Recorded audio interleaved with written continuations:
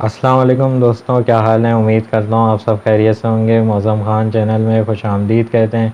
आज की हमारी वीडियो का टॉपिक है कि हम किस तरीके से टिकटॉक को अपने लैपटॉप या पीसी में यूज़ कर सकते हैं। बहुत सारे दोस्तों ने मुझसे ये सवाल किया था कि हमें बताएं कि हम टिकटॉक को मोबाइल में तो यूज़ करते हैं, लेकिन अगर लैपटॉप या पीसी में यूज़ करना हो तो हम किस तरीके से उसको इस्तेमाल कर सकते हैं। तो इसी बारे में आज मैंने वीडियो बनाई है।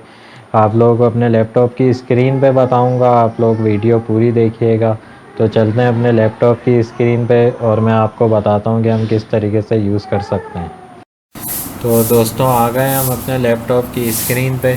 अब मैं आप लोगों को बताता हूं कि हम टिकटॉक को किस तरीके से अपने लैपटॉप पे या पीसी पे इस्तेमाल कर सकते हैं। गूगल में आप लोगों को जाना है, गूगल क्रोम में, और यहाँ पे लिख देना है टिकटॉक। टिकटॉक आप जैसे ही लिखेंगे तो जो पहला लिंक आप लोगों के सामने आएगा tiktok.com, उसको आप लोगों को ओपन करना है।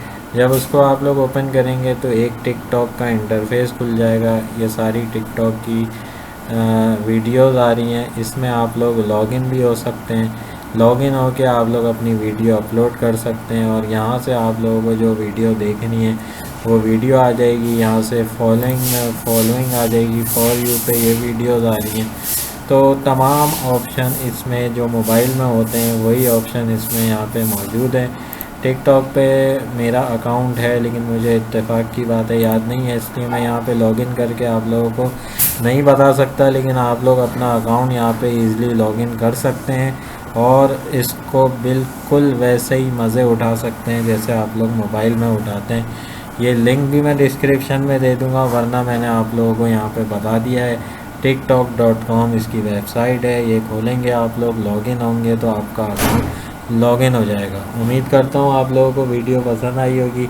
अपना बहुत ख्याल रखिएगा और दुआओं में याद रखिएगा। बहुत जल्द अपनी नेक्स्ट वीडियो के साथ हाज़िर होंगे मौज़म ख़ान चैनल में इंशाअल्लाह। अल्लाह हाफ़िज़।